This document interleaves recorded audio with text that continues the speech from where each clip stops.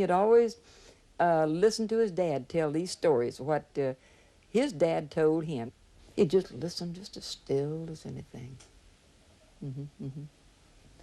And when I first married, Raymond, my husband, was reading all the time. And I said, why do you read all the time? I'm tired of it, you know. And I guess Ray got that after him. He liked to read. His dad would always buy him books. That's one thing. He always was good to his boys, and he'd take them fishing lots of times and hunting when he didn't even feel good. They loved to fish, just simply loved it, loved it.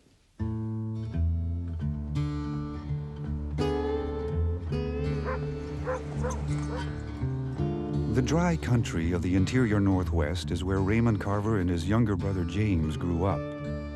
Ray's parents, Clevie Raymond and Ella Carver, were from Arkansas and part of the Dust Bowl migration to the West. Soon after Raymond Carver's birth in 1938 in Clatskanie, Oregon, the family moved to Yakima, Washington. It was here that Carver became intimate with the economic struggles of a laboring family, the stories this family told, the rivers that he loved to fish, and by his own account, the pleasures and desperations of alcohol that would be passed to him from his father.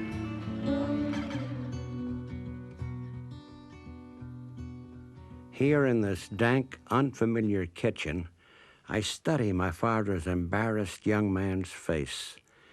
Sheepish grin. He holds in one hand a string of spiny yellow perch, in the other, a bottle of Carlsbad beer.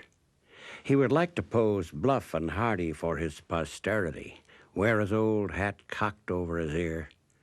All his life, my father wanted to be bold. But the eyes give him away, and the hands that limply offer the string of dead perch and the bottle of beer. Father, I love you. Yet how can I say thank you? I who can't hold my liquor either, and don't even know the places to fish.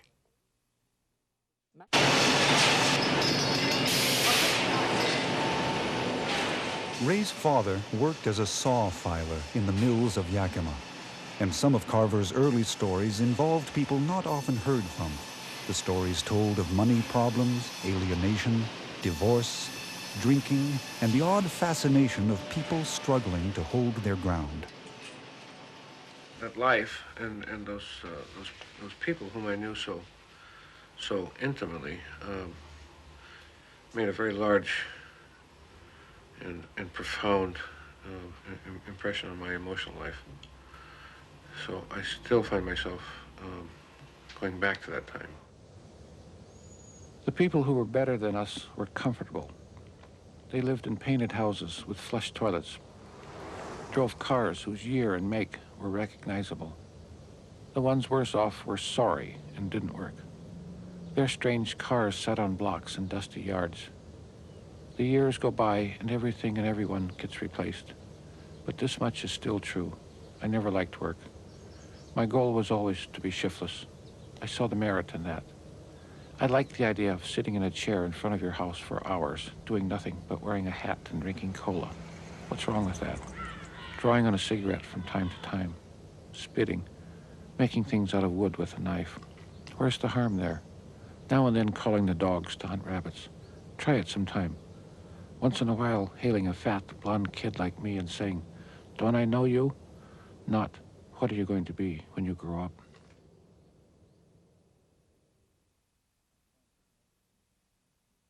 My poems are certainly not strictly autobiographical any more than my short stories are, but short stories and poems, for that matter, don't just come out of thin air. They have to come from somewhere, some grounding in the real world, some points of reference.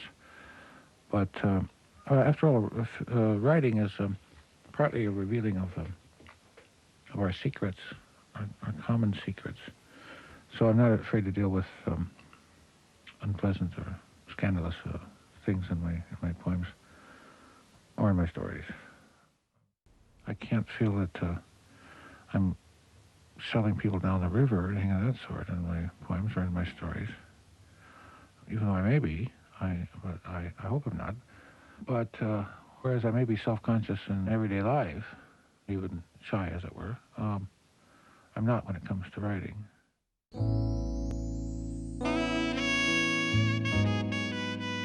In 1957, at the age of 19, Ray married Marianne Buck.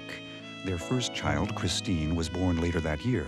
Almost immediately, they moved to California, where Carver entered Chico State and studied with the late John Gardner.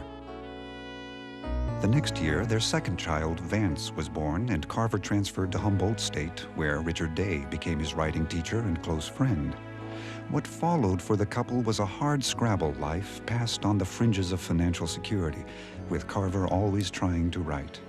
We had a lot of hope and idealism and a lot of strength, and we thought that if we worked hard and did the right things would happen. Things would work out. Well, as it turned out, we did the best we could, and we worked as hard as we possibly could. And things did not turn out. There was never enough money to go around at the end of the month. And finally, that kind of effort began to wear us down. My wife is in the other half of this mobile home, making a case against me. I can hear her pen scratch, scratch. Now and then she stops to weep, then scratch, scratch. The frost is going out of the ground. The man who owns this unit tells me, "Don't leave your car here." My wife goes on writing and weeping, weeping and writing in our new kitchen. Happiness was never something that really figured in to the Carvers' relationship. They were either absolutely joyful and ecstatic, or they were pretty much depressed. It was very hectic.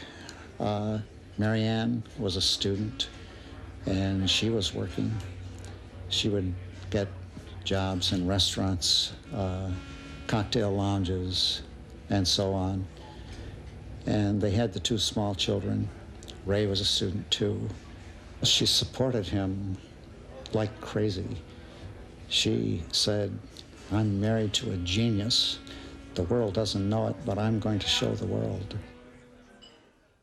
In the late 60s, Carver began to gain recognition as a writer.